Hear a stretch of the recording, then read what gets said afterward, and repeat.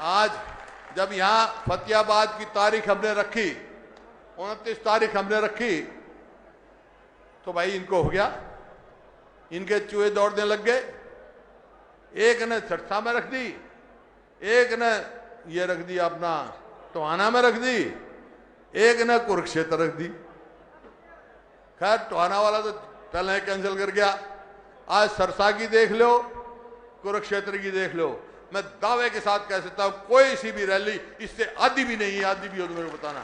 मैं इस बात की आपको मुबारकबाद देता हूं। ये साफ एक दर्शाता है, लोगों की 36 बरादरी की एक मंशा दर्शाता है। अपनी बात कहने आए हैं और आज क्या कहां प्रदेश जा रहा है ये हम आपसे बताने के लिए आए हैं। क्योंकि जो हरियाणा में सरकार बनी है बीजेपी और जेजेपी की, जो लोगों के समक्ष तो जो वायदे किए थे उनको आना चाहिए कि भाई हमने ये वायदा किया था ये पूरा कर दिया। ये सरकार तो फेल है भाई। इस वास्ते हम विपक्ष आपके समक्ष आए हैं, जो हम वायदा करेंगे वो पूरा करेंगे और जो इन्होंने किया इनको खोलेंगे। देखिए आज फतेहाबाद के तकलीफों का मेरे को मालूम। पहले मैं जिले की बात करता हूं। आज यह जिला विकास में, शिक्षा में और रोजगार में पिछड़ गया, पिछड़ा हुआ है। आज जो रोजगार मिलना चाहिए था, जो इस जिले को न्यूक्लियर प्लांट गोरखपुर में दिया था, वो एक अलग शहर बनता, हजारों लोगों को वहां पे रोजगार मिलता। लेकिन सरकार कछुए की चाल चल रही है। अब तक तो हमारी सरकार होती तो कभी बन के तैयार हो जाता वो, और पूरे देश में या प्रदेश में बिजली जाती उसकी। और यहाँ पर प्रशासनिक तौर पे अपेक्षा की जा रही है, सरकार में पूरी हिस्सेदारी नहीं दी जा रही। आपने देखा यहाँ क्या परिस्थिति है। वैसे तो सारे हरियाणा में है, लेकिन यहाँ खास तौर पे क्या है, स्कूलों में जाओ तो मास्टर नहीं, अरे अस्पताल में जाओ तो डॉक्टर नहीं, और दफ्तर में जाओ तो कर्मचारी नहीं, बाहर हड़ताल पे बैठे रहते हैं। और भाई कोई विकास का पैसा लेने जाओ तो खजाना खाली, कर्जा बढ़ा रहे। ये परिस्थिति सरकार ने कर दी है।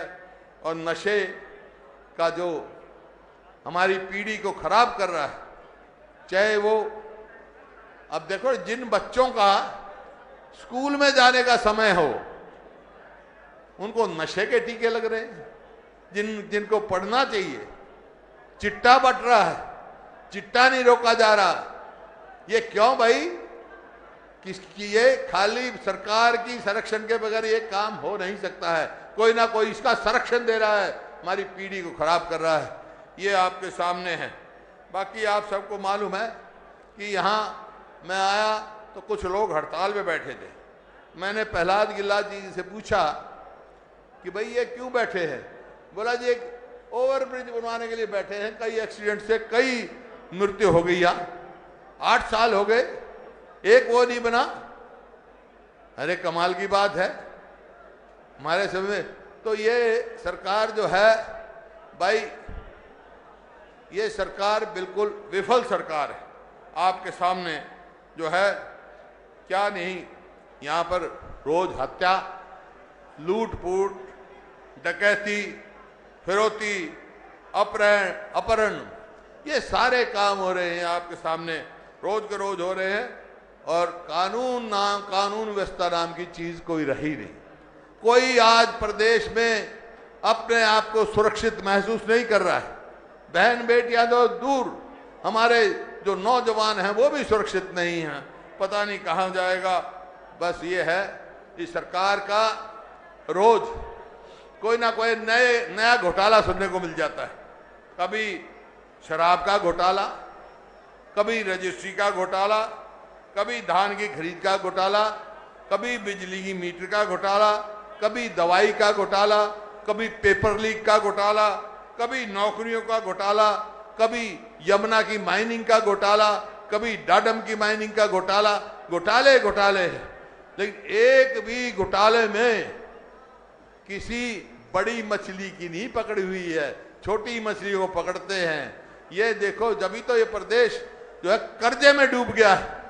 2014 में जिस प्रदेश पे कुल 60,000 करोड़ कर्जा था, आज 2 लाख से भी ज्यादा करोड़ हो गया इतने दिन में। कहाँ जाएगा हमारे बच्चों का भविष्य, क्या होगा?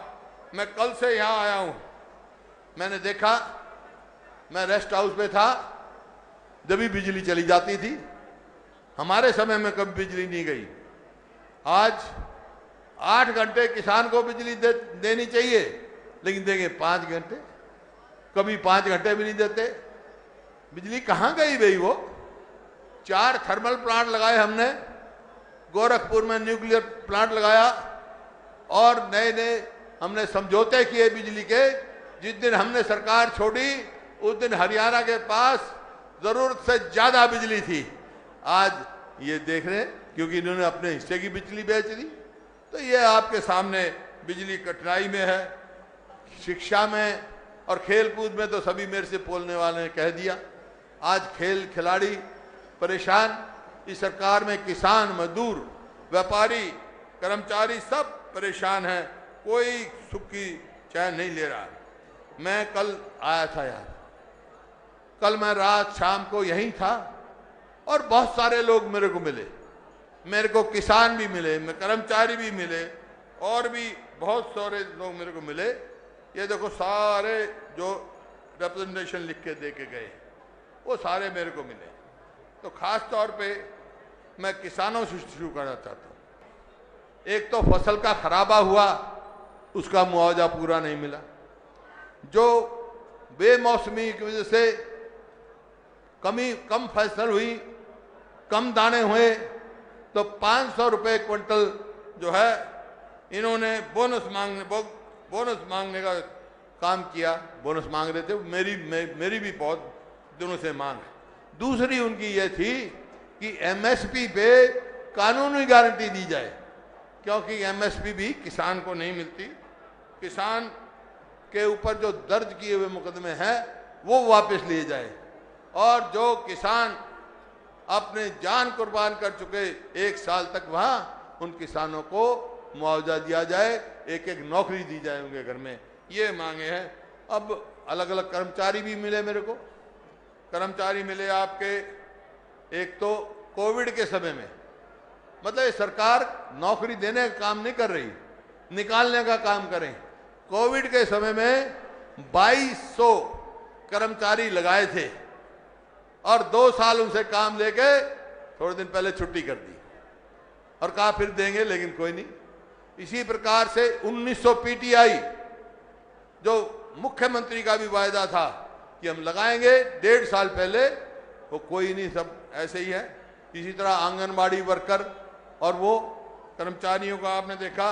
फिर पुलिस के कर्मचारी, वो कह रहे हैं जी हमारे को वो मिलता था बस का भाड़ा, स्टेट से बाहर कभी दिल्ली जाना पड़ता, कभी पंजाब में जाना पड़ता, वो भी काट लिया गया।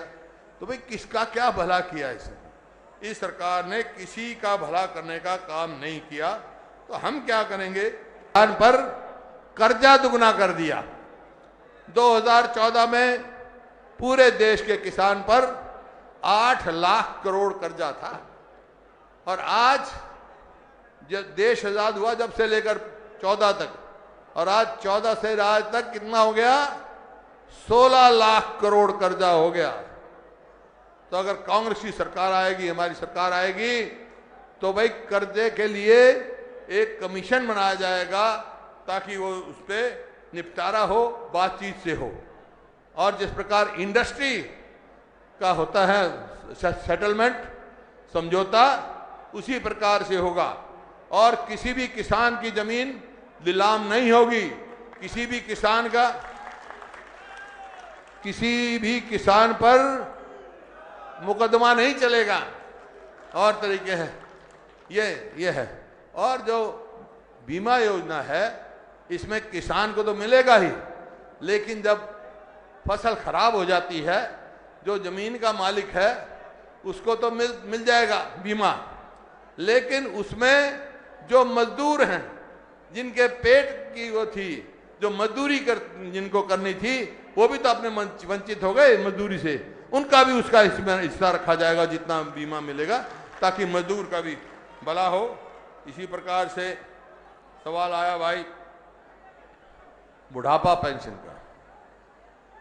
हमने कहा था उस टाइम कि भाई 5100 रुपये हम करेंगे, वो तो कई साल हो गए। अब का सरकार आई तो कितनी करेंगे? 6000 रुपये से शुरू करेंगे। इसका मतलब क्या है? इसका मतलब है आजकल जो है ना 200 के नोट चल रहे हैं ना, 200 का, रोज एक 200 का नोट किसान को मिले, ताकि बुजुर्ग को मिले, ताकि वो अपने सुख से रोटी खा सके, अपने सम्मान से रोटी खा सके। इस प्रकार से बैकवर्ड क्लासेस हैं हमारे। बैकवर्ड क्लासेस का क्रीमी लेयर जो है इन्होंने 8 लाख थी, 8 लाख से घटा के 6 लाख कर दिया। इसका मतलब क्या है? नीयत में खोट है। जिसका घर में चपड़ासी लग गया, पटवारी लग गया, तो वो नौकरी से वंचित हो जाएगा। डोमिसाइल की उम्र 15 साल से 5 कर दी, उसका लाभ भी नहीं पहुंचेगा। तो भाई हम ऐसा काम करेंगे, हमारी सरकार आई तो क्रीमी लेयर की लिमिट 6 लाख नहीं 10 लाख करेंगे और उसमें तनख्वाह नहीं जुड़ेगी। और उसको जानने के लिए सर्वे करवाया जाएगा। जनगणना जाति के आधार पर करें ताकि जिसका जो हक हो वो उसको हक मिल सके। तो इस प्रकार आज जब यहाँ फतेहाबाद की तारीख हमने रखी, 29 तारीख हमने रखी, तो भाई इनको हो गया, इनके चूहे दौड़ने लग गए। एक ने सिरसा में रख दी, एक ने ये रख दी अपना टोहाना में रख दी, एक ने कुरुक्षेत्र रख दी। खैर टोहाना वाला तो पहले कैंसिल कर गया। आज सरसा की देख लो, कुरुक्षेत्र की देख लो। मैं दावे के साथ कह सकता हूं कोई सी भी रैली इससे आधी भी नहीं है। आधी भी हो तो मेरे को बताना। मैं इस बात की आपको मुबारकबाद देता हूं। ये साफ एक दर्शाता है, लोगों की 36 बरादरी की एक मंशा दर्शाता है कि आने वाला समय लोगों ने मन बना लिया है, कांग्रेस पार्टी के साथ रहेंगे, मौजूदा नेता के साथ रहेंगे। और भाई हम संघर्ष शुरू कर रहे हैं, हमारे संघर्ष का साथ दोगे, हाथ खड़े करके बता दे दोगे, तो भाई कोई रोकने वाला नहीं है आपको। बहुत बहुत धन्यवाद। जनता की आवाज कोई रोक नहीं सकता।